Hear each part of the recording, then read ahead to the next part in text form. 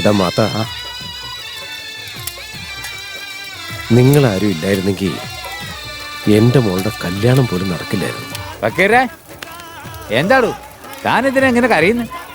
തന്നെ ഞാൻ എവിടെയൊക്കെ അന്വേഷിച്ചെന്നറിയാവോ? ആ പഴം എവിടെയാ കൊണ്ട് വെച്ചിരിക്കുന്നത്? രംഗ, തോട്ടത്തിൽ 3-4 വാഴ കൊലച്ചു നിൽപ്പുണ്ട്. നീ പോയത് വെട്ടിയെടുത്തോണ്ട് വാ. ഇത് നാടിന്റെ അഭിമാനത്തിന്റെ പ്രശ്നമാണ്. ഇവിടെ വന്നിരിക്കുന്നവരെല്ലാവരും വയറ് നിറച്ച് ഭക്ഷണം കഴിച്ചിട്ടേ പോകാവൂ എന്നറിയിച്ചുകൊണ്ട് എന്റെ ഈ എളിയ പ്രസംഗം ഞാൻ നിർത്തുന്നു. നമസ്കാരം. എല്ലാവരും സന്തോഷമായിട്ട് പോയി ഭക്ഷണം കഴിച്ചോളൂ. ഈ ഫക്കീറിന്റെ വീട് എവിടെയാ? ഞങ്ങളുടെ ഫക്കീറിന് എന്താ ചെയ്ത സാറേ? അയ്യോ എന്റെ ഭഗവാനെ, സാറിന്റെ ഭഗവാനൊക്കെ ഞങ്ങളുടെ അമ്പലത്തിൽ തന്നെ ഉണ്ട്. ഞങ്ങളുടെ ഫക്കീറാണ് നല്ലൊരു മനുഷ്യനാ സാറേ. അല്ല, എന്ത് ചെയ്തിട്ട് ആ മനുഷ്യനെ നിങ്ങൾ അന്വേഷിക്കണേ? വെറുതെ കണ്ണി കണ്ടവരെ അന്വേഷിക്കാൻ ഞങ്ങൾക്ക് പ്രാന്താണോടാ? ആരോടെ സംസാരിക്കുന്നവരെ നിനക്ക്? വെറുതെ നിന്റെ അഭ്യാസമൊക്കെ പോലീസുകാരുടെ കയറി എടുത്താലുണ്ടല്ലോ, 4 ചാമ്പേമ്പി മുള്ള പോലും പറ്റാ നിനക്ക്. അവന്റെ വീടെടുത്ത് പറടാ. ആ കാണുന്ന എന്നാ ആദ്യം അങ്ങ് പറഞ്ഞാ പറയായിരുന്നു. നമ്മൾ പിന്നെ കാര്യങ്ങളൊക്കെ അന്വേഷിക്കണ്ടേ സാറേ? എടാ, അത് പൂട്ടിയിരിക്കാണല്ലോ. അല്ല, സാറിനൊക്കെ ആരാ സാറേ പോലീസിന്റെ അടുത്ത്? വീഡിയോ ചോദിച്ചു, ഞാൻ കാണിച്ചു തന്നില്ലേ? ഈ പൊട്ടൻ ഗുണപ്പനെ കൊണ്ട് ഞാൻ ഇവന് തലയ്ക്ക് വെളിവിലോട്. താനെന്ന് ചോദിച്ചേ? ഡോ, അവനിവിടെ എന്താ പറ? അവിടെ ആളുടെ മോളുടെ കല്യാണ പരിപാടി നടക്കുക. എന്തായാലും ഇവിടെ വരെ വന്നല്ലോ, എല്ലാം കഴിച്ചിട്ട് പോകും. എടാ ശങ്കര, നീ വന്നേ. ഫക്കീറിനെ വേഗം ഇങ്ങോട്ട് വിളിച്ചോണ്ട് വന്നേ. ആകെ കൊളായെന്ന് തോന്നുന്നേ. എന്താ ചെയ്യേണ്ടത്? രംഗ, പറഞ്ഞ കാര്യം എന്തായി? നാട്ടുകാർ കാത്തിരണം. ഒന്ന് ഇങ്ങോട്ട് വന്നേ. രംഗ, നീ കാര്യം എന്താന്ന് വെച്ചാ പറ. ഫക്കീറിനെ കൊല വെട്ടാനായിട്ട് വീടിന്റെ അങ്ങോട്ട് പോയപ്പോ പോലീസുകാര് അവിടെ ചോദ്യം ചെയ്തോണ്ടിരിക്കുക.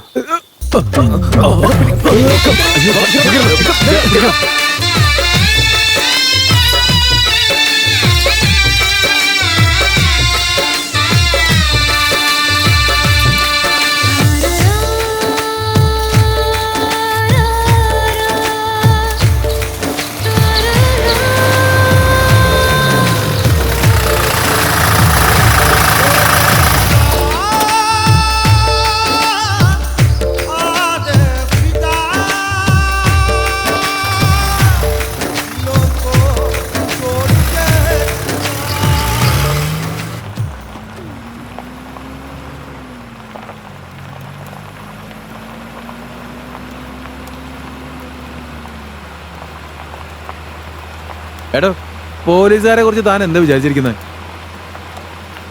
ഏതോ ഒരുത്തി വന്നിട്ട് അവളുടെ ഭർത്താവിനെ ഒരു സാവിത്രി വെച്ചുകൊണ്ടിരിക്കാത്രേ. അവൻ സകല തോന്നിയാസം കാണിച്ചതിന് ആ സാവിത്രി ഞാൻ എന്ത് ചെയ്യാന്? അതും ശരിയാ, ഒന്നും ചെയ്യാൻ പറ്റത്തില്ല. വിട്ടുകളാ. എന്താന്ന്? ഒന്നുമില്ല, ഈ നാട്ടിലോട്ട് ഇന്നലെ വന്നേന്ന് ചോദിച്ചതാ. എന്ത് പറയാനാടോ? ആട്, മാട്, കോഴി, തുണി, ചെരുപ്പ് കാണാതായ പോലും കംപ്ലൈന്റ് തരുമല്ലേ? ഇതൊക്കെ വലിയ ഇന്റർനാഷണൽ സ്മഗ്ലിംഗ് ആണല്ലോ. ഞങ്ങൾ ഇതൊക്കെ കണ്ടുപിടിക്കണം. മനുഷ്യനെ ഉറപ്പിക്കാൻ. ഓ, അപ്പൊ നിങ്ങള് തുണിയും കൊണാനും കണ്ടുപിടിക്കാൻ ഇറങ്ങിയതാ അല്ലേ? അതല്ല, ഫക്കീറിനെ അന്വേഷിച്ച് നിങ്ങൾ ഇറങ്ങിയതിന്റെ കാര്യം എന്താണെന്ന് അറിയാൻ ചോദിച്ചാ. മോട്ടോർ കാണാനില്ലെന്ന് പറഞ്ഞിട്ട് ഞങ്ങൾക്ക് ഒരു കംപ്ലൈന്റ് കിട്ടി. ഈ മോഷണ സാധനങ്ങളൊക്കെ വാങ്ങുന്നത് ആക്രി കടക്കാരാണല്ലോ. ഫക്കീറിന്റെ പരിപാടി അത് തന്നെയാണല്ലോ. അവൻ വീട്ടിലുണ്ടോന്ന് അന്വേഷിച്ച് ഇറങ്ങിയപ്പോ പോലീസ് വണ്ടി തന്നെ ആംബുലൻസ് ആക്കി മാറ്റിയില്ലേ? ഇനി സാറൊന്നും പറയണ്ട, എനിക്കെല്ലാം മനസ്സിലായി, എല്ലാം മനസ്സിലായി. എടാ ഫക്കീറെ, കുഴപ്പമില്ല കേട്ടോ.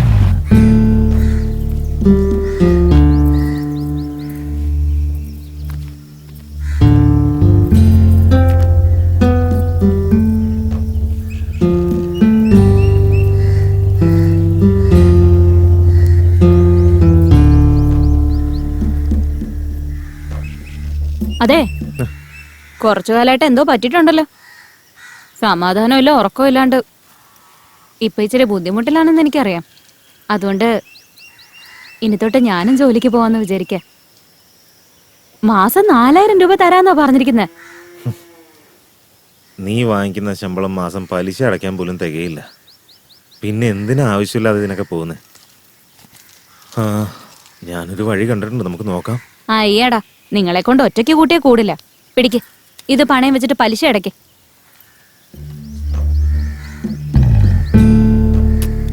ബാക്കി കടം നമുക്ക് എങ്ങനെയും കൊടുത്തു തീർക്കാം.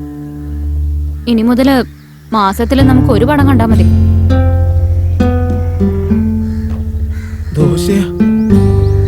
വേണ്ട, ഇനി മുതൽ തോന്നുമ്പോ ഞാൻ തന്നെ ഉണ്ടാക്കി തരാം.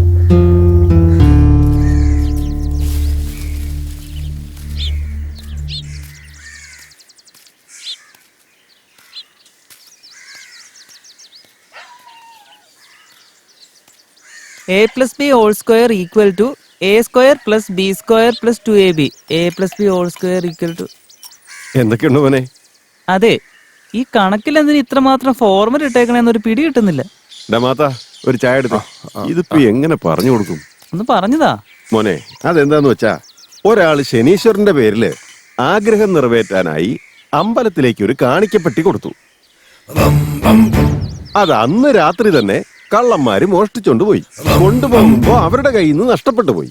അത് ആ വഴി വന്ന് ഒരു ഭിക്ഷക്കാരന്റെ കയ്യിൽ കിട്ടി. അയാളത് വെറും 30 രൂപയ്ക്ക് ഒരു ഹോട്ടൽ ഉടമയ്ക്ക് കൊടുത്തു. ഒരാർത്തി ചെറുക്കൻ വെറും 5 രൂപ കമ്മീഷന് വേണ്ടി അതിന് 200 രൂപയെന്നും പറഞ്ഞൊരു കച്ചവടക്കാരന് വിറ്റു. ആ കച്ചവടക്കാരൻ അയാളുടെ കസ്റ്റമർക്ക് അത് 500 രൂപയ്ക്ക് വിറ്റു. പിന്നീട് ഇതിനെക്കുറിച്ച് അന്വേഷിക്കാൻ പോലീസ് ഇറങ്ങിത്തിരിക്കുമ്പോ അത് ശനീശ്വരന്റെ അമ്പലത്തിലെ കാണിക്കപ്പെട്ടിയാണെന്ന് മനസ്സിലായി. ചോദ്യം ചെയ്യൽ നടത്തി കഴിഞ്ഞപ്പോ എല്ലാരും പിടിക്കപ്പെട്ടു. അവസാനം അതിലാരൊക്കെ ഉൾപ്പെട്ടോ അവരെ എല്ലാം കണ്ടുപിടിച്ചില്ലേ? യഥാർത്ഥത്തിൽ ആ കാണിക്കപ്പെട്ടിയുടെ വില എത്രയാണ്? എന്താടാ മാത്ത, എന്ത് ചായ അത്?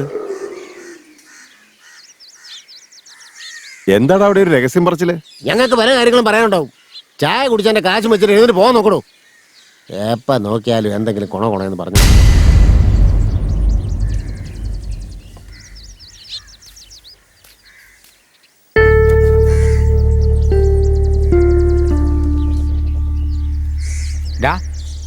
നീ അവന്റെ പക്കിട്ട് കയറുന്ന എന്തിനാ? താനൊന്നും മിണ്ടായിരിക്കണോ? അയാളെ പറഞ്ഞ തനിക്കെത്താടോ? ഫക്കീറിന്റെ കാര്യം എന്താണെന്ന് പറയണോ? അതെന്താന്ന് വെച്ചാ മിണ്ടായിരിക്കണേ, കുറച്ചു നേരം മിണ്ടായിരിക്കും.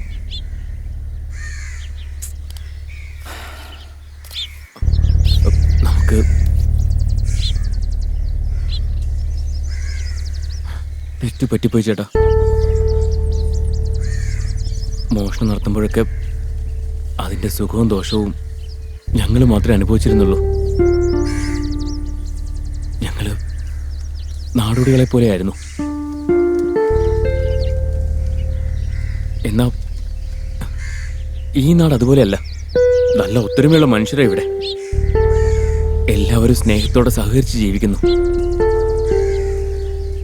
മാനം നഷ്ടപ്പെടുന്നു പേടിച്ച് നമ്മുടെ ഫക്കീർക്കയ്ക്ക് നെഞ്ചുവേദന വരെ വന്നില്ലേ? ഭയവും ദേഷ്യവും ഒക്കെ കൂടി തമ്മിലുള്ള സ്നേഹം മുറിഞ്ഞു പോകുന്ന കണ്ടില്ലേ?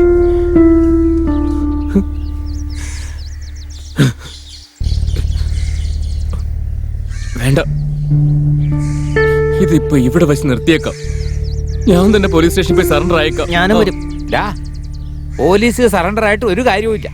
നമ്മളെന്തായാലും ഇറങ്ങി തിരിച്ചില്ലേ? അതെ കറുപ്പുസ്വാമി, കൗണ്ടർ വിളിക്കുന്നുണ്ട്. പെട്ടെന്ന് വീട്ടിലേക്ക് ചെല്ല്. നിങ്ങളുടെ മോളുടെ കല്യാണക്കാരെ സംസാരിക്കാൻ വേണ്ടിയാ.